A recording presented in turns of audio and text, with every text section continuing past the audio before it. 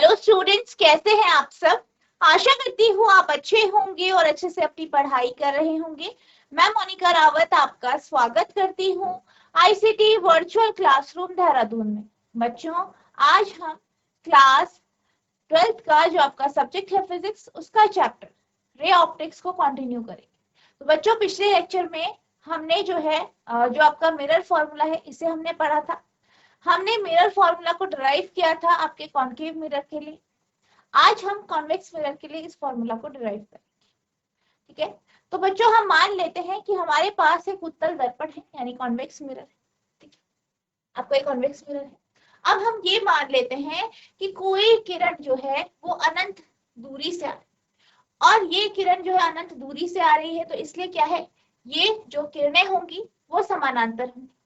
अब ये किरणें क्या करती है, ये दर्पण पर पड़ती है। किस पे पड़ती है, दर्पण पर। दर्पण की सतह से टकराने के बाद ये क्या हो जाती है, रिफ्लेक्ट हो जाती है, परावर्तित हो जाती है। अब परावर्तन हो जाता है, परावर्तित हो जाती है कुछ इस तरीके से। अगर हम इस परावर्तित किरण को जो है पीछे एक्सटेंड करें तो ये आपकी फोकस से मिलती है, फोकस से आती हुई प्रतीत होती है। तो ये हमने पढ़ा था जो आपके पिछले लेक्चर थे, जब हम बात कर रहे थे उत्तल दर्पण की, तो हमने ये कहा था कि उत्तल दर्पण जो है वो आपका डाइवर्जिंग मिरर होता है, और इस पर अगर कोई समानांतर किरणें डाली जाती है, यानी वह किरण जो कि मुख्य अक्ष के समानांतर है, उन्हें इस पे डाला जाता है, तो ये देखा गया है कि रिफ्लेक्शन के बाद इसकी जो किरण की जो दिशा होती है वो ऐसी प्रतीत होती है कि फोकस से। अब हम क्या करेंगे, अब हम इस दर्पण पर एक नॉर्मल ड्रॉ कर देंगे। क्या ड्रॉ कर देंगे, एक नॉर्मल ड्रॉ कर देंगे। अब ये जो नॉर्मल ड्रॉ करेंगे ये आपका सेंटर ऑफ कर्वेचर यानी वक्रता केंद्र से आता हुआ प्रतीत हो कि इस तरीके से हम नॉर्मल यहाँ पे ड्रॉ। अब यहाँ पे आप ये जानते हैं कि वह कोण जो कि अपतित किरण और अभिलंब के बीच में बनता है उसे हम एंगल ऑफ इंसिडेंस यानी एंगल आई कहते हैं। वही वह कोण जो परावर्तित किरण और अभिलंब के बीच में बनता है उसे हम angle R, angle of reflection या जो है परावर्तन कोण। तो यहाँ पे आपका इस तरीके से हो जाए। आई होप आपको इतना समझ में आया होगा। अब हम इसकी थ्योरी लिख लेते हैं। तो आप लिखेंगे, let us consider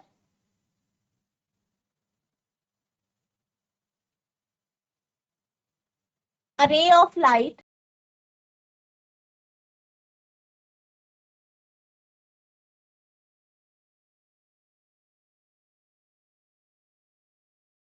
AB falls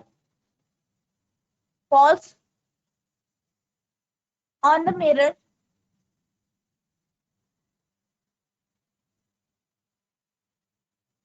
मान लीजिए AB किरण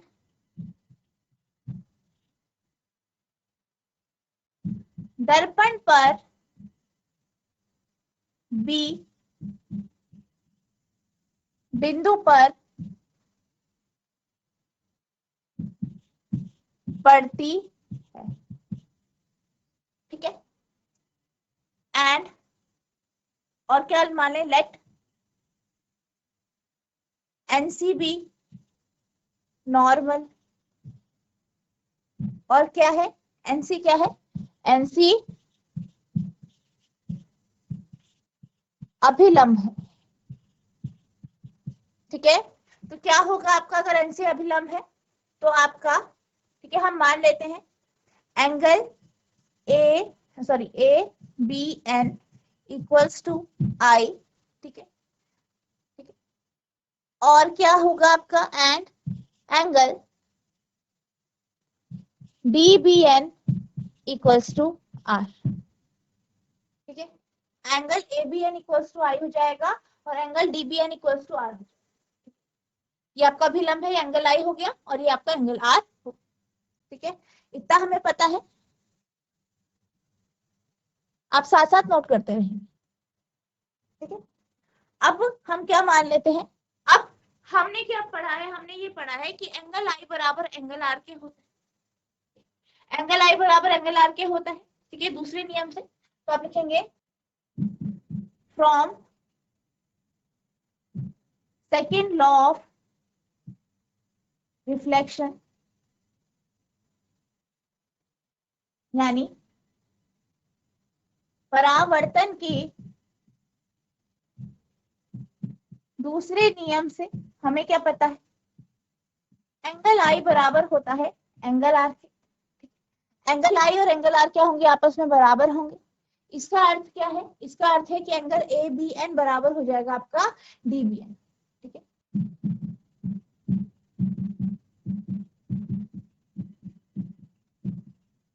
ठीक है, ये आपकी इक्वेशन बना। अब हम क्या जानते हैं, हम ये जानते हैं कि एंगल एन बी डी और angle P F B C जो है, ये दोनों वर्टिकली ऑपोजिट एंगल है। एंगल एन बी डी और एफ बी सी जो है, ये वर्टिकली ऑपोजिट एंगल है, तो दोनों क्या होंगे, बराबर होंगे। ठीक है, दोनों का वर्टेक्स सेम है बी, तो आप लिखेंगे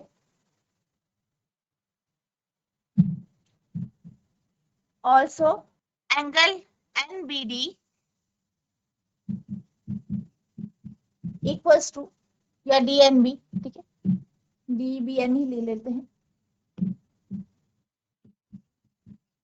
angle D B N equals to F B C. ठीक है, angle D B N equals to angle F B C हो जाएगा, दोनों बराबर होंगे। क्यों होंगे,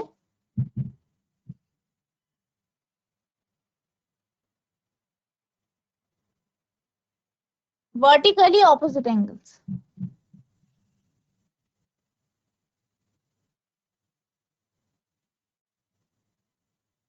ठीक है, दोनों क्या हो जाएंगे आपके बराबर। अब ये दोनों बराबर हो, अब एक और चीज आप देखेंगे, क्या देखेंगे कि जो आपका ए बी है वो आपकी ये जो लाइन है इसके पैरेलल है, दोनों क्या है, समानांतर है, पैरेलल है दोनों। अब आप ये जानते हैं कि आपकी जो ए बी है रे, वो किसके पैरेलल है, आपके मुख्य अक्ष के पैरेलल है, समानांतर है। अब इन दोनों से अगर हम बात करें तो ये जो लाइन है, एनसी लाइन है, ये यहाँ से पास हो। अब एनसी लाइन पास हो रही है, तो एंगल एन बी ए जो है वो बराबर होगा बी सी पी के कॉरेस्पॉन्डिंग एंगल। तो angle N B A equals, आप लिखेंगे also angle N B A equals angle B C P equals I. ठीक है, क्या हो जाएगा, एंगल आई के बराबर। क्यों, क्योंकि ये क्या है, कॉरेस्पॉन्डिंग एंगल।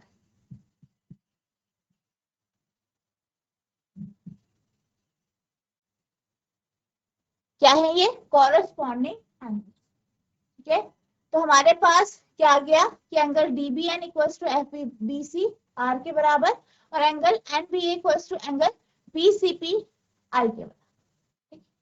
अब ये दोनों क्या आ गए, आपके आर और आई आ गए। ठीक है, अब दोनों बराबर है तो आपका क्या होगा, ये भी बराबर हो जाएंगे। ठीक, तो हम क्या कह सकते हैं, फ्रॉम, इसे आप 2 मान लीजिए और इसे 3 मान लीजिए, फ्रॉम 2 एंड 3 हमें क्या पता है, ये दोनों बराबर है, तो ये क्या हो जाएगा, angle F B C equals to angle B C. ठीक है, अब ये दो कोण बराबर हो। ठीक है, ये आपका एफ बी सी और आपका जो ये है बी सी पी, दोनों बराबर हो गए, दोनों बराबर है तो ये दोनों साइड आपके बराबर। ठीक है, अगर हम इस ट्रायंगल में देखेंगे दोनों बराबर है तो ये दोनों साइड भी आपकी बराबर हो जाएगी। ठीक है, तो आप लिखेंगे इन ट्रायंगल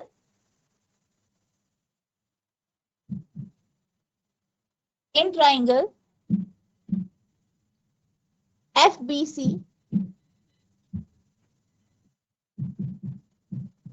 ठीक है, ट्रायंगल एफ बी सी में हमें क्या दिखता है, क्या मिलता है हमें, angle F B C equals to angle F C B, angle F B C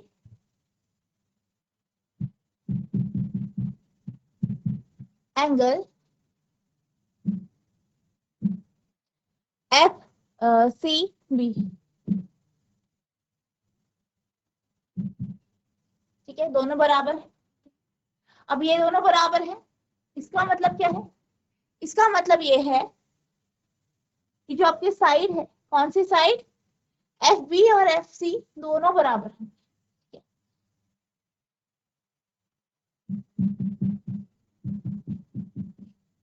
ठीक है, तो यानी इसका मतलब क्या है, ये जो प्रॉपर्टी कैसे आई, आप ये जानते हैं कि वो ट्राइंगल या वह त्रिभुज जिसके दो जो है विपरीत कोण बराबर होते हैं, तो उसके जो उस कोण के जो ऑपोजिट साइड में या विपरीत में जो साइड होती है वो भी बराबर, तो ऐसे ट्राइंगल जो है वो आपके जो है isosceles triangle.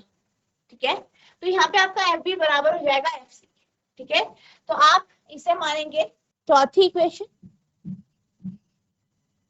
Equation number 4।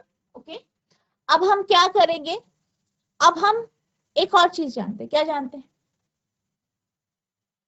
F B बराबर होगा एफ पी के, क्योंकि हमारा जो ये मिरर है इसका जो अपर्चर है वो बहुत छोटा है, एफ पी बराबर एफ बी के हो। ठीक है, तो अब लिखेंगे also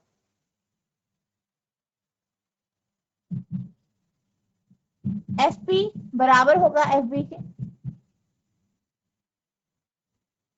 as aperture is small. ठीक है, अब तो क्या हो जाएगा आपका, एफ सी बराबर हो जाएगा एफ पी के, एफ सी बराबर हो जाएगा एफ पी बराबर हो। अब यहाँ पे हम क्या करेंगे, हम ये जानते हैं कि पीसी क्या है आपका, रेडियस ऑफ कर्वेचर, और पीएफ क्या है, फोकल लेंथ। ठीक है, तो आप वैल्यूज रख देंगे। साइन की बात करें तो साइन आपका दोनों किधर आएगा, इधर की साइड है तो पॉजिटिव आएगा। ठीक है, एफ भी आपका पॉजिटिव होगा और आर भी आपका पॉजिटिव, तो हम लिखेंगे कि एफ सी बराबर एफ पी है।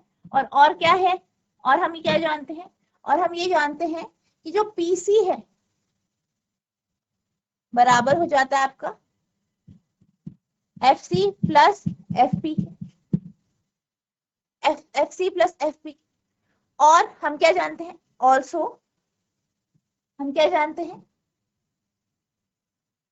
पी एफ बराबर हो जाएगा। ठीक है, एफ सी के बराबर हो जाएगा, तो आप पी एफ ही लिख सकते हैं दोनों में, तो P C equals to P F plus P F, या P C equals to twice of P F. ठीक है, ट्वाइस ऑफ पी एफ। ठीक है, अब पीसी की वैल्यू देखें तो पीसी कितनी आई आपकी, अब हम पीसी को यहीं पे कर लेते हैं, पीसी जो है बराबर है प्लस आर के, और पीएफ बराबर है आपका, जो आपका पीएफ है वो बराबर है आपका एफ के प्लस। तो यहाँ पे आपका पीसी की जगह आप लिख देंगे आर, पीएफ की जगह लिख देंगे आप एफ। ठीक है, तो यहाँ पे आपके पास हो जाएगा आर इक्वल्स टू 2f। ठीक है, या हम कहें F equals to R by. ठीक है, तो यहाँ पे ये है आपकी फोकल लेंथ और आर के बीच में रिलेशन आ गया। अब इस फॉर्मूले को लेके हम आगे आपका जो मिरर फॉर्मूला है उसे डिराइव। ठीक है, पहले हमारा क्या आ गया, फोकस आ गया, फोकस और आर के बीच में, फोकल लेंथ और आर के बीच में रिलेशन, यानी रेडियस ऑफ कर्वेचर और फोकल लेंथ के बीच में, यानी फोकल लंबाई और आपकी जो वक्रता त्रिज्या है इनके बीच का रिलेशन आ गया है। तो कितना आया है आपका, आया है आपका आर बाय, ये आपका यहाँ पे डराइव हो गया है, आप इसे नोट करेंगे। और इसी के माध्यम से हम क्या करेंगे, आगे जो आपका मिरर फॉर्मूला है उसे डिराइव। ठीक है, आप इसे नोट करें। बच्चों अब हम चलते हैं मिरर इक्वेशन की ओर। अब हम मिरर इक्वेशन को डिराइव करेंगे, देखेंगे किस तरीके से मिरर इक्वेशन को हम डिराइव करें। तो यहाँ पे सबसे पहले हम बात करते हैं कॉनकेव मिरर की, यानी अवतल दर्पण। यहाँ पे हम अवतल दर्पण के उस कंडीशन की बात कर रहे हैं जिसमें हमारे पास जो इमेज मिलती है, जो प्रतिबिंब मिलता है वो वास्तविक प्रतिबिंब। अब हम मान लेते हैं, क्या मानेंगे, हम मान लेते हैं कि एक वस्तु है, ठीक है, ऑब्जेक्ट है, और वो सी के बियॉन्ड रखा गया है, यानी वो सी से पीछे है, लेकिन जो है अनंत पे नहीं। अनंत और सी के बीच में है। अब क्या होगा, जैसे कि आपने रे डायग्राम पढ़ा है, यहाँ से किरणें निकलेंगी, अनंत किरणें निकलेंगी, लेकिन हम यहाँ पे बात करेंगे सिर्फ 2-3 किरणों की ही, और उसी के माध्यम से हम क्या करेंगे, मिरर इक्वेशन को डिराइव करेंगे। तो हम मान लेते हैं कि ए बिंदु से, यानी वस्तु का जो ए भाग है, वहां से किरण निकल रही है, किरण उत्सर्जित होती है, ठीक है, कुछ इस तरीके से। एक किरण जो है वो डी बिंदु पे टकराती है, और ये जो किरण है वो आपके मुख्य अक्ष के समानांतर। अब टकराने के बाद ये क्या करती है, फोकस से पास हो जाती है। दूसरी किरण जो है पोल से टकराती है, यानी ए से निकलती है, और पी यानी पोल पे टकराती है।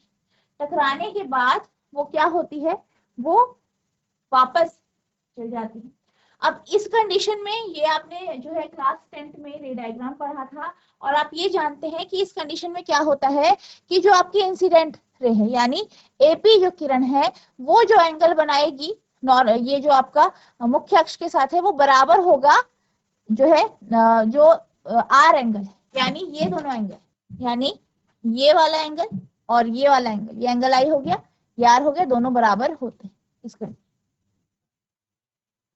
ठीक है, तो ये हमने ली दूसरी किरण। तीसरी किरण हम लेते हैं जो कि आपकी वक्रता केंद्र से पास होती है, सेंटर ऑफ कर्वेचर से पास होती है।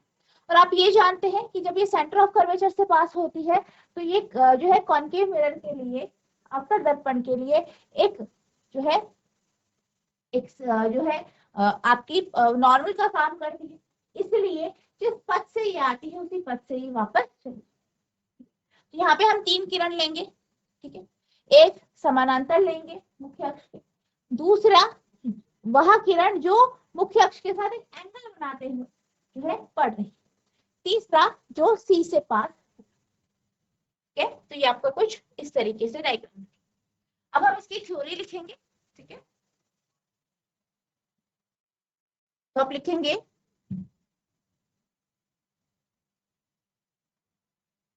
let us consider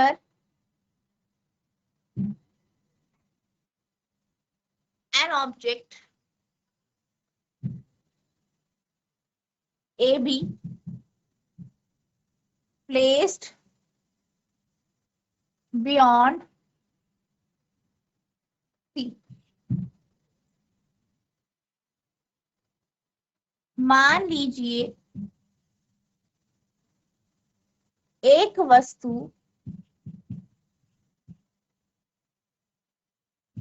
AB को C तथा अनंत के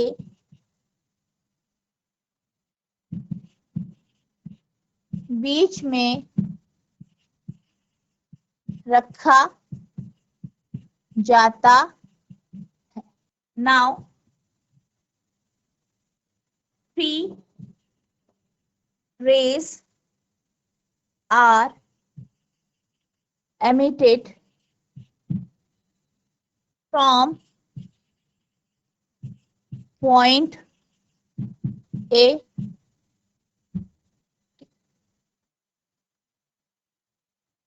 such that AD is parallel to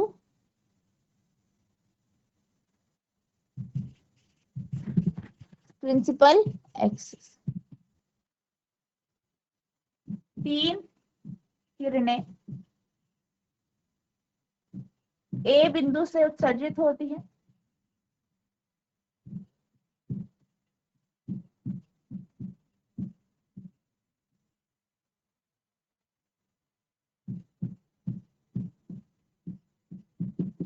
ठीक है, और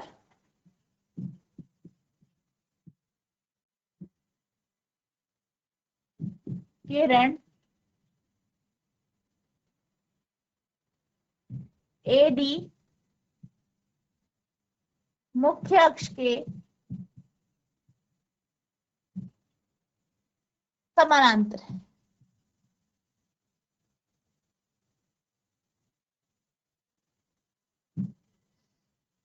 ठीक है, इस तरीके से। अब हम क्या करेंगे, हम यहाँ पे जो है ट्राइंगल्स लेंगे। अगर हम बात करें ट्राइंगल ए बी सी की, ठीक है, और हम बात करें ट्राइंगल जो है आपका ए डैश बी डैश पी की, तो ये दोनों जो ट्राइंगल है आपके सिमिलर होंगे, ठीक है, एक जैसे होंगे। क्यों? क्योंकि आप ये जानते हैं कि ए बी और ए डैश बी डैश दोनों क्या है, एक रेशियो में है, क्योंकि ये क्या है, इसकी इमेज, ठीक है। इस तरीके से हम क्या करेंगे, यहाँ पे कुछ ट्राइंगल्स लेंगे और कुछ ट्राइंगल्स को जो है उनका सिमिलैरिटी लगा के हम यहाँ पे जो है आपका फॉर्मूला ट्राई। तो सबसे पहले हम ले लेते हैं, ठीक है, एंगल ए बी सी और ए डैश बी डैश सी, ठीक है, ये वाला। तो आप लिखेंगे इन ये आप लिखेंगे triangle A B C similar to, ठीक है, या A B C and triangle A dash B dash C are similar. तो A B upon A dash B dash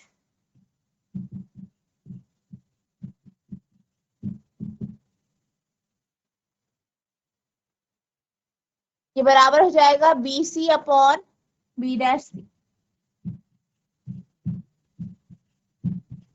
ठीक है, दोनों क्या हो गए, सिमिलर हो गए। सिमिलर हो गए तो ये आपका इस तरीके से रेशियो में आ गया। अब हम क्या करेंगे, अब हम जो है ट्राइंगल ले लेते हैं ए बी पी और ए डैश बी डैश बी।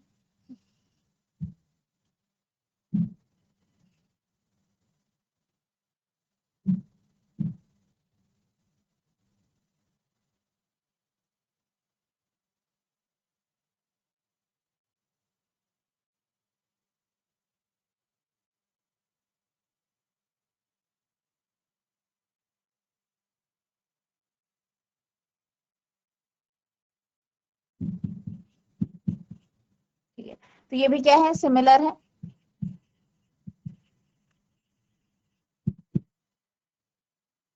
ठीक है, तो यहाँ पे A B upon A dash B dash बराबर हो जाएगी आपके BP upon B dash P, ठीक है, इसे आप इक्वेशन 1 मान लीजिए और इसे सेकेंड, ठीक है, नोट कीजिए। अब यहाँ पे हमारे पास फर्स्ट इक्वेशन है, सेकंड इक्वेशन है, दोनों का लेफ्ट साइड सेम है, दोनों आर जो राइट साइड है बराबर हो जाएंगे। तो आप लिखेंगे फ्रॉम 1 एंड 2, क्या होगा आपका B C upon B dash C, BP upon B dash, ठीक है, तो क्या आया हमारा बीसी बराबर बी डैश सी, बीपी बराबर आपका B dash P, BC upon B dash C, BC upon B dash C, BP upon B dash P.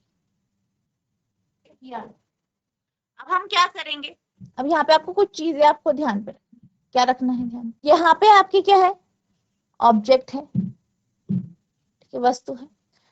तो वस्तु सॉरी ऑब्जेक्ट यहाँ पे है आपकी, तो वस्तु की दूरी को आप यू से लेते हैं, यहाँ पे यू का मान कैसा होगा, नेगेटिव होगा। नेक्स्ट v जहाँ पे इमेज बनती है v नेगेटिव होगा, ये आपका v होगा, ठीक है, b डैश p v होगा, bp आपका u होगा, ये ध्यान रखना है आपको। r की बात करें तो cp आपका r हो जाएगा, ये भी आपका जो है नेगेटिव में, ठीक है, तो ये आपको कुछ चीजें ध्यान रखनी। अब इन्हीं के बेस में आगे आपका फॉर्मूला ड्राइव होगा। अब हम क्या करते हैं सी बी और बी डैश सी को ब्रेक कर, या इसको आप लिख सकते हैं, क्या लिख सकते हैं हम इसे,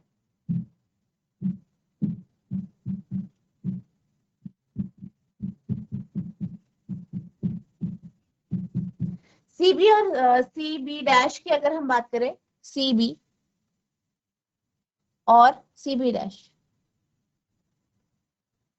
ये आपका सीबी ये हो गया, और सीबी डैश की बात करें, इनको आप स्प्लिट करेंगे। अब सीबी की बात करें, सीबी को आप कैसे स्प्लिट करेंगे, बीपी, ठीक है, बीपी माइनस आप लिखेंगे सीपी, बीपी माइनस सी,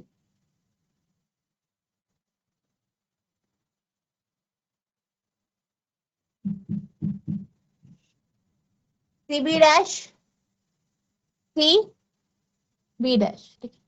इसे आप कैसे लिखेंगे, सीबी डैश जो होगा वो होगा आपका CP minus BP, CP minus BP.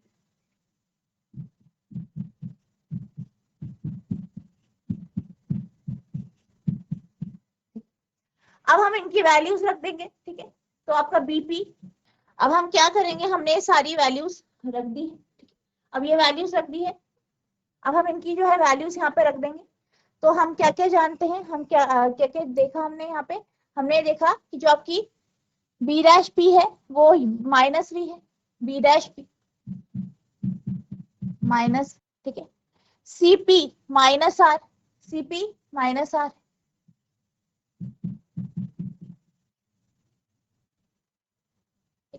Next BP minus you,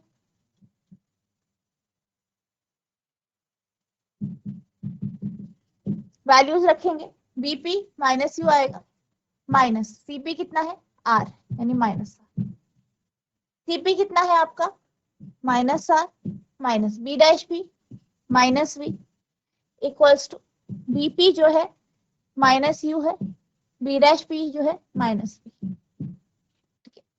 चाहे आप इसे माइनस एज इट इज रखिए, ठीक है, रख ले। अब इसे सॉल्व करेंगे, minus U plus R upon minus R plus V equals to minus U upon minus V,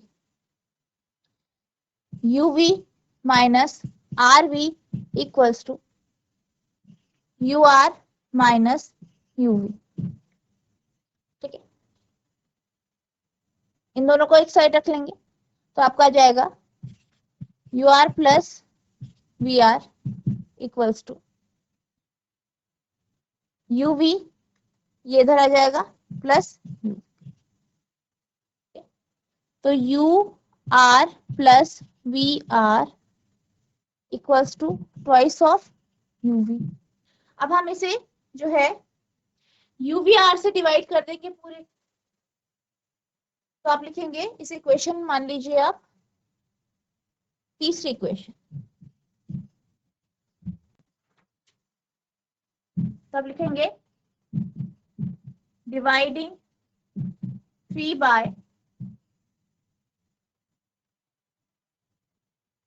U V R, तो ये हो जाएगा 1 upon V plus 1 upon U equals to 1 upon 2 upon, यहाँ पे 2 है, ठीक है। अब सिंस हमने क्या पढ़ा है कि f बराबर होता है r बाय 2, तो यहाँ पे आप f लिख सकते हैं, या आप लिख सकते हैं कि 2 बाय आर बराबर हो जाएगा 1 अपॉन एफ, यहाँ पे आपका ये 2 है, तो 1 upon B plus 1 upon U बराबर 1 अपॉन एफ, ये हमारा फॉर्मूला ड्राइव, ठीक है। तो इस तरीके से आप फॉर्मूला ड्राइव करेंगे कॉनकेव मिरर, आप इसे नोट करें, ठीक है। तो बच्चों आज हमने जो है मिरर फॉर्मूला ड्राइव किया है, ये आपको कॉनकेव मिरर के लिए हमने किया है। नेक्स्ट लेक्चर में हम जो है आपकी कॉनकेव मिरर के वर्चुअल इमेज के लिए इस फॉर्मूले को हम डिराइव करने की कोशिश करेंगे। आपको क्या करना है, इसे प्रैक्टिस करना है, साथ ही साथ जो आपका टॉपिक है अगला उसको आपको करने की कोशिश करनी है, ठीक है। कोई भी डाउट होता है नेक्स्ट लेक्चर में आप पूछ सकते हैं। तो बच्चों आज के लिए बस इतना ही, मिलते हैं नेक्स्ट सेशन में, तब तक के लिए thank you and have a nice day.